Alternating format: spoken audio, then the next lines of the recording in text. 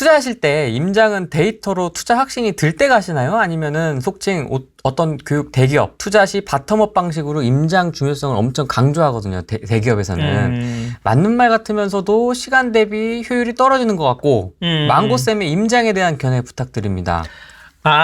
그 발톱이 빠지도록 다녀라 뭐 이런 이야기 있죠. 그러니까 열심히 해라 이런 이야기죠. 좋죠. 뭐 의지를 불태우는 건 좋은데 저는 열심히 하는 것만으로는 성공할 수 없다 생각하거든요. 잘해야죠. 다 열심히 해요. 왜 나만 열심히 한다 생각해? 다 열심히 해. 그러니까 잘해야 돼. 처음에는 열심히 하는 게 중요하고 그 다음에는 잘해야 되죠. 열심히 하는 건 기본이고 잘해야 되는 거지. 그럼 이게 잘하는 게 중요한 거예요. 발톱이 빠지도록 다니는 게 중요한 게 아니고. 잘하고 싶어요. 잘하고 싶어. 그러면 저는 어떻게 하냐면 저는 하도 다녀서 이제 뭐냐면 여러 군데를 많이 다니는 게 일단 중요한데 가기 전에 먼저 손품을 많이 팝니다. 손품을 많이 팔죠. 근데 사실 손품이라는 게 손품도 파는 거 보면은 다 보면은 뭐 대기업이 얼마가 있고 소득이 얼마가 있고 뭐부터 해가지고 학구는 어떻고 다 막 100장씩 쓰고 난 다음에 간단 말이야. 이미 진이 빠져. 그것도 중요하지만 가장 기본적인 거는 2대8이라고 그러잖아요. 2대8인데 뭐냐면 제일 기본적인 거 20%에 80%를 집중해야 되는데 그 나머지 중요하지 않은 80%에다가 시간을 너무 많이 할애하는 것 같다는 거지. 그리고 저는 이제 뭐 지리를 되게 중요하게 생각해요. 지리. 어떻게 생겨먹은 동네냐? 이게 되게 중요하거든요.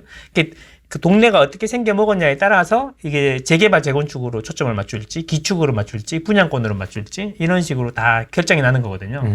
지리를 제일 먼저 파악을 하고, 지도 보면 얼마 안 걸려요. 예, 금방 할 수 있어요. 금방. 지도를 먼저 파악을 하고, 그 다음에 이제 손품을 팔죠. 입주, 미분양, 이 가장 기본으로 보고요. 그 다음에 그 평균 연령 이런 것도 보고, 그 다음에 뭐 학군, 이런 것도 보고. 근데 그게 이제 굳이 이제 여러분들이 찾아가지고 뭐 굳이 옛날에는 막 그걸 엑셀로 받아갖고 그리고 그랬는데 그럴 필요 없어. 툴들이 너무 좋잖아요. 아실도 있고 호객노노도 있고 다 좋잖아요. 그런 거 다 그런 거 참고해서 하면 되는데 거기 손품에 너무 힘 빼지 말고 제일 중요한 건 수급을 확인하는 겁니다. 수급을 먼저 확인하고 그 다음에 저는 학군 봅니다. 학군 보고 그 다음에 지도를 통해서 직장은 어디 있는지 대기업이 많은지 중소기업이 많은지 서비스업이 되게 발달한 동네는 어딘지 이런 거를 지도 보면은 10분이면 다 알 수 있어요. 굳이 내가 대기업 뭐 주소지 찾아가지고 연봉이 얼마 이런 거 찾을 필요 없어. 그렇게 할 필요 없어. 그게 또 중요하지도 않아. 사실은 중요하지도 않아. 어쨌든 그렇게 하고 난 다음에 임장은 어떻게 하냐면은 내가 이제 데이터를 보고 가봐야 되겠다 싶은 곳이 있으면 일단 가서 어떻게 하냐면 동네를 계속 돌아요. 차로. 안 내려요. 차로요? 계속 돌아요. 동선 그린 다음에 동선을 그려서 가잖아요. 동선을 그리고 가야 돼요. 무조건. 계속 돌아요. 그래서 그 동네의 지도가 머릿속에 들어올 때까지 돌아요. 일단. 처음엔 힘든데 한 2번 돌면은 자꾸 하다 보면은 한 2번 돌면 지도가 머릿속에 들어오거든요. 그리고 부동산에 가요. 부동산에 가는데 첫날에 부동산을 가는 경우는 거의 없고 그렇게 돌아보고 진짜 사고 싶은 마음이 생기잖아? 그러면 그 다음 날에는 이제 부동산 들를 계획을 따로 잡아서 따로 와요. 그리고 안 좋은 데부터 봅니다. 동선은 항상. 왜? 좋은 데를 먼저 보면 안 좋은 데를 보면은 디테일하게 못 보게 돼. 그러니까 안 좋은 데를 먼저 봐야지 점점 좋아지는 동선을 짜는 게 좋아요.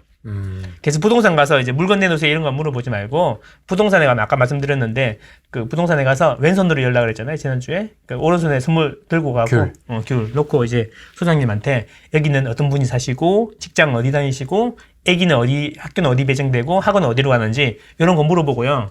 물어보고 그런 거 하고 난 다음에 결정해서 사야겠다고 마음을 먹으면 가서 딱 이제 부동산에 가서 딱 물건만 딱 사고 오죠. 그래서 한 번에 되는 건 없고 한 3번 정도 가야지 물건을 산다고 보면 돼요. 저는 한 번에 가서 산 적은 없습니다. 그러면 지방이면 한 번 가서 그렇게 한 번 돌고 또 한 번 가서 부동산 들르고 이런 식으로. 근데 이제 이게 많이 가다 보면 이미 대부분의 도시는 나는 이미 갔다 왔잖아. 제가 뭘 이제 분위기 봐서 이 동네가 좋아질 것 같잖아요. 그러면 어디 살지 딱 정해져 있어. 대장 동네를 다 알기 때문에 대장을 사거나 A가 안 되면 B풀 정도? 그런 데만 사는 거죠. 그런 것 중에 기술적으로 갭이 많이 붙어 있다든가 수요가 막 충분하다 싶으면 그런 데를 사는 거죠. 저는 분양권은 한 번도 사서 거래해 본 적이 없어요. 분양권은 잘 안 해요. FM대로 하면은 세금이 너무 크기 때문에 남는 게 하나도 없잖아. 분양권 안 하고 대부분 지방 가면 대장만 하고. 수도권은 수도권 특히 서울은 아무거나 사도 돼. 다 올라.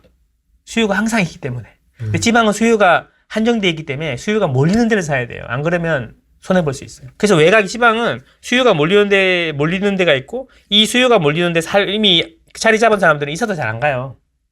근데 새로 이제 막 결혼해가지고 뭐 대기업 다니면 돈 열심히 모으는 사람들 있잖아요. 그 사람들이 송사리 때처럼 이렇게 다녀요.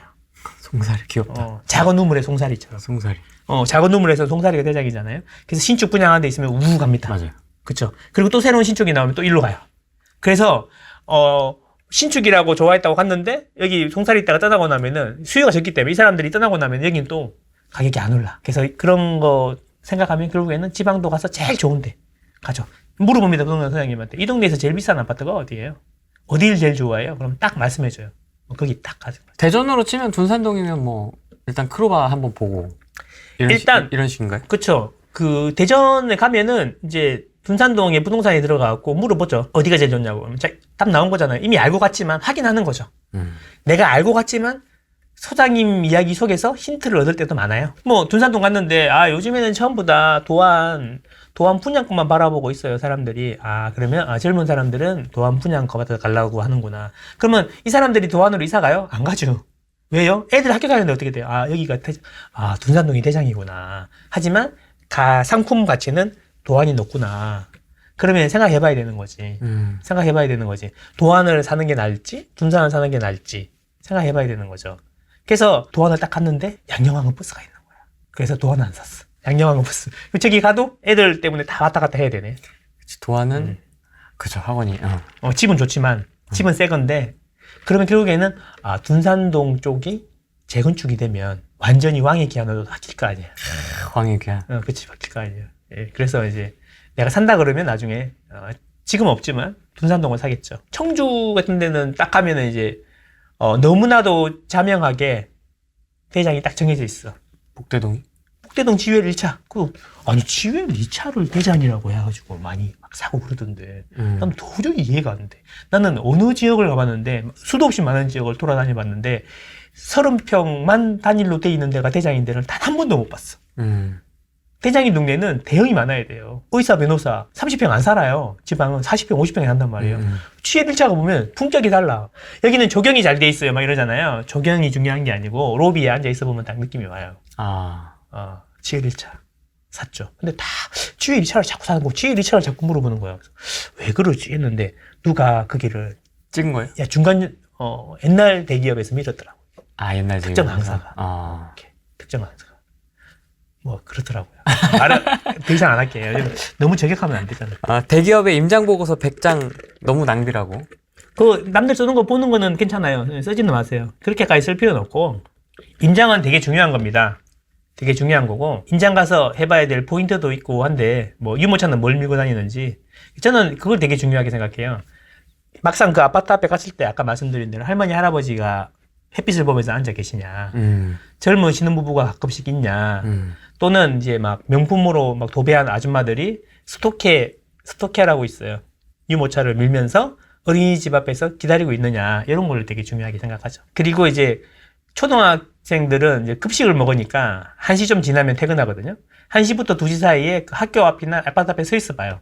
그러면 노란 버스가 얼마나 왔다 갔다 하느냐, 그걸 확인하죠. 그럼 여기가 머무는 자리인지 지나가는 자리인지 알 수 있어요. 예, 그렇죠. 그런 거 되게 많이 확인합니다. 디클리브 분양권 보유 중입니다. 거제도 조선소가 좋아질 것 같아서 샀는데 상황이 이렇게 되어버렸네요. 무피로라도 던지려고 내놓았는데 유로 시리즈는 거래가 잘 되는데 디클리브는 깜깜무소식입니다. 무피에라도 팔려고 내놓았는데 거제도는 어떻게 보시는지요? 마피에라도 던져야 할지요? 제조업이잖아요. 예. 제조업이고 그 조선산업은 중후장대한 산업이라고 그러거든요. 중후장대예요. 크고 무겁고 길고 뭐 이런 느낌이거든요. 중후장대가 뭐냐면 이게 진폭이 너무 커요. 이렇게 아래 위가 너무 좋을 때는 너무 좋은데 안 좋을 때는 진짜 바닥을 기거든요.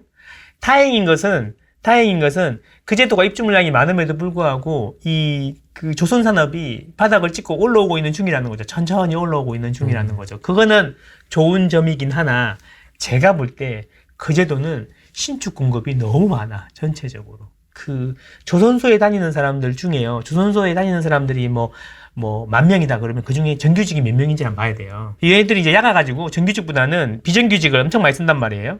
정규직이 몇 명 안 된단 말이지. 그 사람들이 원하는 수요만큼, 예를 들어 뭐 그 사람들이 막 2,000명이다. 그러면 그 2,000명보다 집이 훨씬 많은 것 같아. 그래서 아까도 말씀드렸지만 수요가 몰리는 곳에 모이는데 이제 문제는 뭐냐면 투자자들이 가격이 저렴하다 보니까 투자자들이 시장을 너무 흔드는 게 그 제도야. 유로도 그랬고. 그 원래 그 차이 아파트가 제일 좋았잖아요. 차이가 제일 좋았거든요. 근데 이제 유로도 그랬고 상동동 이쪽에 아파트도 엄청 많이 때려졌고 다 좋은데 그 제도에 그거를 다 받쳐줄 만한 수요가 있나 이런 고민을 많이 해봐야 되는 거죠. 그래서 제가 보기에는 난이도가 상당하지만 생각보다 남는 것도 없다. 메리트가 그렇게 크진 않네요, 그러면. 제가 보기엔 그러니까 뭐 이렇게 팔라 말라 뭐 말씀은 못 드리지만 쟤는 이렇게 이제 그 화랑기가 아니잖아요. 처음에는 가운데가 오르고 점점 옆으로 나가는데 2016년, 15년, 16년에 강남에 산 사람이 돈을 제일 많이 벌었지. 2016년에 대치동에 34평 아파트 갭 1억짜리도 많았어요. 맞습니다. 지금은 뭐 갭 10억 넘어가요. 10억, 15억 하죠. 네. 근데 전세는 1억밖에 안 올랐거든요. 그러니까 아파트 집이 나 1억 투자했는데 원금은 회수되고 15억 올랐다는 이야기죠. 그죠? 그리고 이제 그렇게 되고 나면 나중에 이제 2020년, 21년에 들어와서 이제 끝물에 또 끝지역을 잡는 거지. 소도시로 가는 거지. 그러면 그래서 그 타이밍을 잘 타고 기민하게 잘 팔면 남는 것도 있을 수 있지만 제가 드리는 말씀은 뭐냐면 지금은 바닥을 찍고 올라오는 단계잖아. 그러니까 그 외곽으로 소도시로 갈 이유가 없다는 거지. 그 제도의 미래 좋죠. 뭐 조선업도 회복이 되고 뭐 개도 5만 원짜리 물고 다니는 동네고 막 좀 인력 난에 막 심각하다고 하지만 알겠는데 그거는 그 제도의 산업이고 경기고요. 주택 가격이랑 내 수익률이랑도 생각해 보셔야 되는 거잖아요. 지금은 제가 보기에는 중소도시보다는 수도권이나 광역시 쪽에 관심을 가지고 지속적으로 찾아보시는 게 장기적으로 수익률이 훨씬 더 좋을 거다라는 거죠. 정리를 하라는 뜻으로 받아들이는. 판단은 본인이. 그렇죠. 판단은 본인이 알아서 하는 거죠. 뭐 잘 안 팔리시겠지만. 잘 판단하시면 좋을 것 같습니다. 네, 다른 데 좋은 데 나타나면 얼른 팔고 싶겠지만 지금 다른 데 좋은 데가 없으니까 더 고민이 되시는 걸 겁니다. 뭐 투자 방에서는 그러지. 사실 뭐 그제도만 그랬어. 또 비슷한 데가 있잖아. 당진, 분양권. 네임드들이 싹 다 밀었지. 어떡할 거야 이제. 그래서 올랐냐고. 근데 이제 그렇게 얘기하겠죠. 결국에는 5년 10년 지나면 그때 분양받은 가격보다는 올라 있겠죠. 그럼 5년 10년 동안 뭐 했어? 그런 이야기죠. 지금은 센터로 들어올 시기다. 센터로 들어올 시기다. 정리하고 채수는 작아지는 게 좋다. 그래서 제가 첫 방송에서 이야기 들었나? 처음 나왔을 때. 그래서 3, 4, 5월이 분위기 좋을 거니까 3, 4, 5월에 포트폴리오를 싹 갈아타라. 맞아요. 산다는 사람 있으면 아유 감사합니다 그러고 싸게라도 팔아라. 그리고 현금을 모아라. 채수를 줄여라. 이렇게 말씀을 드렸던 게 왜 내가 지금 상급지로 가야 되냐 이런 말씀을 드리냐면 네. 간단하게 말씀드리면 서울 시내에 집이 10억짜리 집이 있고 5억짜리 집이 있다고 쳐봐요. 그럼 5억짜리보다는 10억짜리 집이 상급지예요. 똑같은 평형이니까. 똑같은 평형이면 비싼 데가 상급지 아니에요. 자, 그렇다고 칩시다. 근데 이제 집값이 떨어져요. 그러면 서울에 있는 집이 다 1억씩 빠지지 않아요. 절대로. 비율로 빠지거든요. 대부분 뭐 35%가 빠졌네, 20%가 빠졌네 이렇게 얘기한단 말이에요. 그러면 20%가 빠지면 어떻게 되냐면 10억 5억이라 갭이 5억이라 넘어가기가 되게 힘들었는데 20%가 빠지면 얘는 8억이 되고 얘는 4억이 돼요. 그죠? 그러면 이제 갭이 4억이 되잖아요. 네. 그러니까 화랑기 때는 이 갭이 벌어지는 거고요. 불황에는 갭이 붙어요. 그래서 불황일 때 갈아타야 되는 거예요. 그래서 이제 갈아탔는데 떨어지면 어떡해요, 선생님? 떨어지면 옛날 집도 떨어졌고 이 집도 떨어졌겠죠. 그렇죠? 근데 실거주로 오래 거주할 거잖아요. 그럼 시간이 지나면 다시 원복이 되잖아? 그럼 얘는 5억짜리는 1억이 올라요, 원복이. 근데 얘는 2억이 올라요. 그래서 이게 하락기 때, 갈아타기 할 때는 좀 덜 떨어질 것 같은데 상급지로 가는 게 찬스다 이런 이야기죠. 더 떨어지면 어떡합니까? 실거주 하시면 되죠. 그죠? 우리 인생 길잖아요. 투자로 뭐 2년, 4년 이런 단위로 보신다 그러면 좀 이야기가 달라질 수 있지만 네. 실거주 하시는 거면은 평생 실거주집은 있어야 되잖아요. 그죠? 길게 보면은 10억짜리가 더 많이 오릅니다. 충남 내포도청 신도시 중흥 S클래스 2차 분양권 가지고 있습니다. 공공기관 이전 소식 기다리고 있는데요. 팔까요? 입주장 보태볼까요? 내포 신도시를 제가 초반에 한 3-4번 갔다 왔거든요. 그 경남 아파트랑 모아 미래도가 그 당시에는 제일 비쌌던 것 같아요. 그러면 근데 이제 분양권을 갖고 계신데 개인적으로는 큰 재미는 없을 거다. 여길 또 미는 데가 있는 것 같더라고. 엄청 있습니다. 말은 못하겠다. 그래? 그래서 있습니다. 근데 모 커뮤니티에서. 결국 있잖아요. 그게 신축이 되게 많거든요. 그 경남 아파트하고 그 모아 미래도 사이 보면은 상가 있는데 상가에 학원들도 많고 애기들이 막 파글파글해. 근데 그 투자자들이 더 많은 것 같아. 전부 다 그것만 보고 있어. 그렇게 많이 샀어. 그럼 여기 그 수요가 다 맞춰줄 수 있냐 이런 이야기죠. 공공기관이 이전되고 거기 뭐 전철이 생기고 이런 이야기 많이 하더라고요. 전철 생기면 거기 아무도 안 살고 다 출퇴근할 겁니다. 그죠? 그러니까 제가 보기에는 글쎄요. 그 충남 내포 신도시만 있는 게 아니고 전국의 공공 이전 뭐 신도시라든지 뭐 기업 도시라든지 혁신 도시 생긴 데 엄청 많거든요. 지방의 소도시들 다 가보세요. 어떤가? 과연 내포 신도시는 전부 다 신축이고 거기 그 정도로 그 내포 신도시에 사는 사람들이 수요가 맞춰질 수 있을 것인가? 이런 것도 한번 생각해봐야 돼요. 그 해피봉님 차산이니까 제가 어떻게 하라고는 말씀을 못 드리겠지만 저라면 최대한 현금을 모아서 중심지에다가 이제 사야 된다. 아까도 말씀드렸지만 지금은 핵심 지역에 집중할 때다. 핵심 지역에. 지금 시장이 바닥을 찍고 올라오는 거기 때문에 절정으로 가고 있는 시기가 아니잖아요. 네, 그렇다. 자, 그리고 중요한 거 잘 안 팔려요. 아까도 말씀드렸잖아요. 서도시는 그렇다는 거죠. 사기는 엄청 쉬워요. 가면 어서 오십시오 해요. 미분양 난가 가보면은 막 아이고 오셨어요. 막 설명도 막 침 튀기면서 해줘요. 맞아요. MGB 크거든요. 미분양은. 네, 그렇거든요. 네.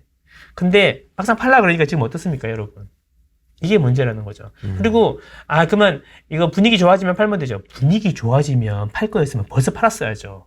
분위기 좋아지면 못 판다니까요. 그게 진짜 힘든 거예요.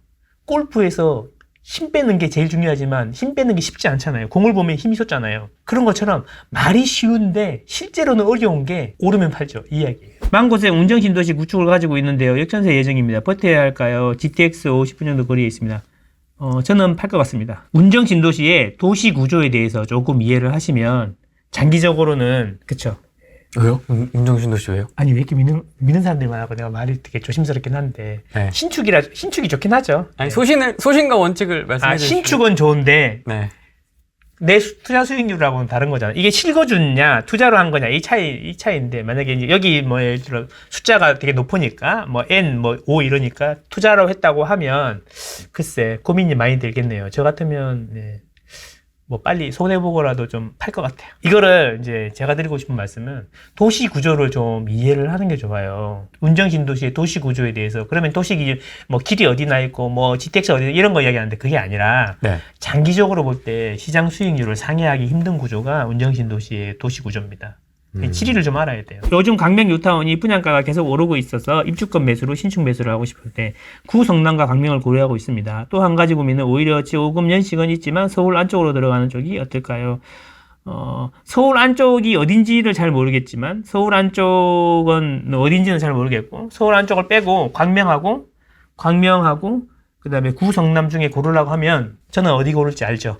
어딜 고르실 거예요? 여기 근처. 광명. 광명. 이유는요? 광명이 좋아 보여요. 평평하고 넓은 땅 좋아합니다, 저는. 저랑 비슷하시네요. 평지. 구성남 한번 가봐. 장난 아닙니다. 눈 오면 눈물 나. 눈썰매. 그 단대 오리로 다 모이게 돼 있어. 다 그냥 눈썰매 자동으로 단대 오리로 다 모이게 돼 있거든요. 자동으로 모이게 돼 있어요. 가보시고 결정하시면 됩니다. 가보시면 느낌이 딱 올 겁니다. 저는 그 넓고 평평한 도시가 근데 뭐 직장 좋다고. 이런 게 또 걸려 있지 않을까요? 광명이하고 성남이면 끝에서 끝인데? 거주지는 또 지방이시군요. 그래서 네. 투자의 목적이니까.